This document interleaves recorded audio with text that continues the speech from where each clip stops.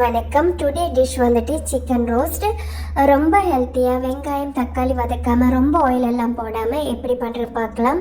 இது சப்பாத்தி கூட fried rice கூட காம்போவாக யூஸ் பண்ணுறதுக்கு ரொம்ப நல்ல டிஷ்ஷு. இதுக்கு தேவையான இன்க்ரீடியன்ட்ஸ் என்னன்னு பார்க்கலாம்.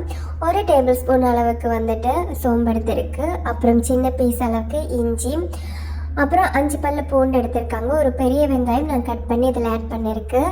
பச்சை மிளகாய் வந்துட்டு உங்களுக்கு காரத்துக்கு ஏற்ற மாதிரி போட்டுக்கலாம். நான் இங்கே வந்துட்டு 4 பச்சை மிளகாய் எடுத்திருக்கு. அப்புறம் 1 பிடி அளவுக்கு வந்துட்டு மல்லி இலை, அதே மாதிரி 1 பிடி அளவுக்கு வந்துட்டு புதினாலாவும் இதை சேர்த்து கொடுத்துருக்கு. இந்த புதினாலாம் எல்லாம் வந்துட்டு வாய்ப்புண்ணெல்லாம் வராமல் இருக்கிறதுக்கு ரொம்ப நல்லது. இந்த டெய்லி பேசிஸ் நம்ம சாப்பிட்றது ரொம்ப நல்லது. இது நம்ம அரைச்சி பேஸ்ட் பண்ணி எடுத்துக்கலாம். அதுக்கப்புறம் நான் இங்கே எடுத்துருக்கிறது ஒரு 300 கிராம் வந்துட்டு சிக்கன் தான் எடுத்திருக்கு. அதில் வந்துட்டு இந்த பேஸ்ட்டை ஆட் பண்ணி கொடுத்துக்கலாம்.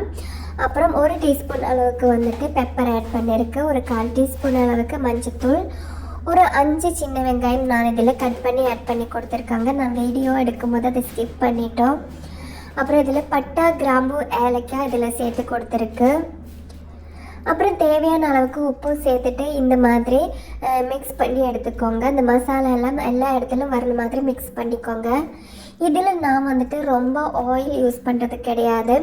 1 டீஸ்பூன் அளவுக்கு தான் நான் இங்கே வந்துட்டு சன்ஃப்ளவர் ஆட் பண்ணி கொடுத்துக்கிறோம்.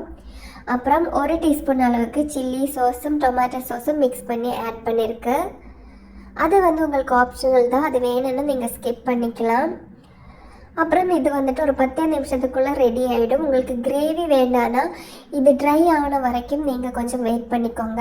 அதுக்கப்புறம் கடைசியில் வாங்கறதுக்கு முன்னாடி நம்ம சீரகம் வந்துட்டு பொடி பண்ணி வச்சுருக்கிறது அதில் ஆட் பண்ணி கொடுத்துக்கலாம்.